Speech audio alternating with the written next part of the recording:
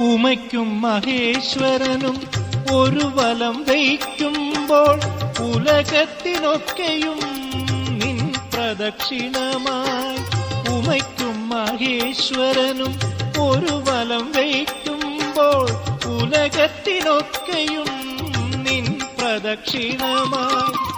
ഹരിശ്രീ എന്നെഴുതുമ്പോൾ ഗണപതിയായി കാണും അടിയന്റെ വിഘ്നങ്ങൾ ഒഴിപ്പിക്കുമൊന്നായി നീ.